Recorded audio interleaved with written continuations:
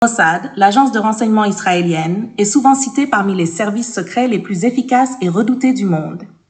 Fondé en 1949, juste après la création de l'État d'Israël, le Mossad a joué un rôle central dans la sécurité nationale israélienne et a mené des opérations spectaculaires à travers le globe.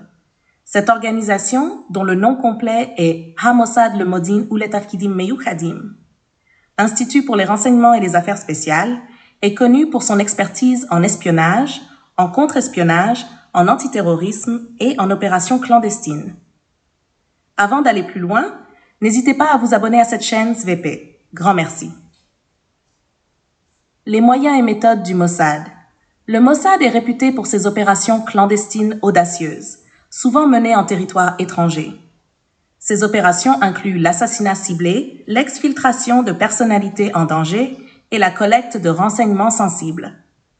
Les agents du Mossad sont souvent formés pour travailler sous couverture profonde, adoptant des identités diverses pour infiltrer des groupes terroristes ou des gouvernements hostiles. L'agence utilise une technologie de pointe pour surveiller les communications, intercepter les transmissions électroniques et mener des opérations de cybersécurité. Cette expertise technologique permet au Mossad de mener des opérations complexes avec une précision remarquable. Le Mossad s'appuie également sur un vaste réseau d'informateurs et d'agents doubles. Ces réseaux humains sont essentiels pour recueillir des informations sur le terrain, fournir des renseignements en temps réel et mener des opérations de désinformation. Exemple historique d'intervention du Mossad. L'opération Entebbe, 1926. L'une des opérations les plus célèbres du Mossad est l'opération Entebbe. En juin 1976, un vol Air France en provenance de Tel Aviv fut détourné par des terroristes palestiniens et allemands et forcé d'atterrir à Entebbe, en Ouganda. Les terroristes prirent en otage les passagers israéliens et juifs, exigeant la libération de prisonniers en Israël. En coordination avec les forces de défense israéliennes, Tzahal, le Mossad recueillit des renseignements vitaux sur la situation à Entebbe, y compris la disposition des terroristes et la collaboration du régime ougandais. Le 4 juillet 1976, une équipe de commandos israéliens, avec les informations fournies par le Mossad, mena une opération audacieuse pour libérer les otages.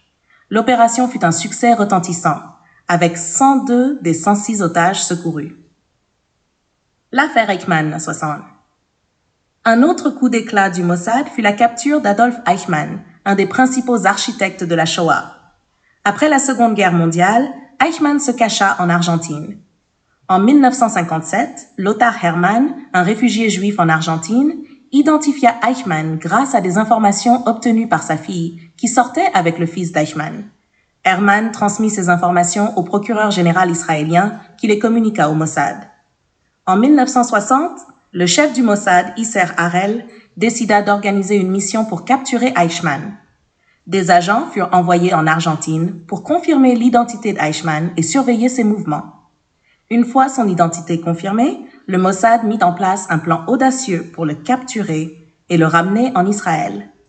Le 11 mai 1960, une équipe d'agents du Mossad captura Eichmann alors qu'il rentrait chez lui à San Fernando, une banlieue de Buenos Aires. Eichmann fut drogué et transporté secrètement dans une maison sécurisée. Pendant ce temps, le Mossad coordonna avec El Al, la compagnie aérienne nationale israélienne, pour exfiltrer Eichmann hors d'Argentine. Le 21 mai, Eichmann, déguisé en membre du personnel de la compagnie aérienne, fut embarqué sur un vol vers Israël. En Israël, Eichmann fut jugé pour crimes contre l'humanité, crimes de guerre et crimes contre le peuple juif. Son procès, qui débuta en avril 1971, fut un moment historique et médiatique, permettant à de nombreux survivants de la Shoah de témoigner publiquement. Eichmann fut reconnu coupable et exécuté en 1962, marquant la seule exécution civile de l'histoire d'Israël. L'opération Plomb durci, 2008-2009. Pendant l'opération Plomb durci à Gaza, le Mossad joua un rôle crucial en fournissant des renseignements sur les cibles du Hamas. Les informations recueillies permirent aux forces israéliennes de frapper des infrastructures clés et des leaders terroristes, minimisant les pertes civiles et maximisant l'efficacité des frappes. Les liens avec les États-Unis.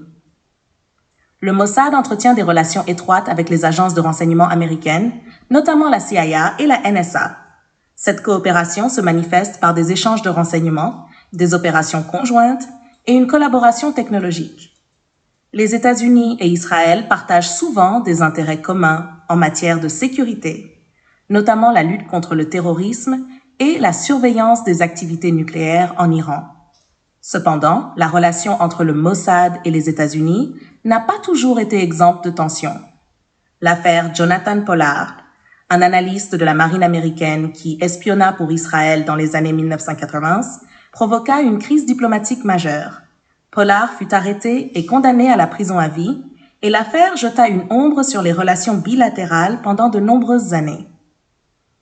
Dans le domaine de la cybersécurité, Israël et les États-Unis collaborent étroitement. Le Mossad et l'unité 8200, l'équivalent israélien de la NSA, travaillent souvent avec leurs homologues américains pour développer des technologies avancées de surveillance et de cyberdéfense. Un exemple marquant de cette coopération est le développement du virus informatique Stuxnet. Ce malware, conçu pour cibler les centrifugeuses nucléaires iraniennes, aurait été le fruit d'une collaboration entre le Mossad et la NSA. Stuxnet est largement considéré comme l'une des cyberattaques les plus sophistiquées jamais menées, et il a retardé le programme nucléaire iranien de plusieurs années. Conclusion. Le Mossad joue un rôle crucial dans la sécurité nationale d'Israël et a mené certaines des opérations de renseignement les plus audacieuses de l'histoire moderne. Des missions comme la capture d'Adolf Eichmann montrent la détermination de l'agence à traquer les criminels de guerre. Les liens étroits entre le Mossad et la CIA ont permis de renforcer les capacités de chaque agence.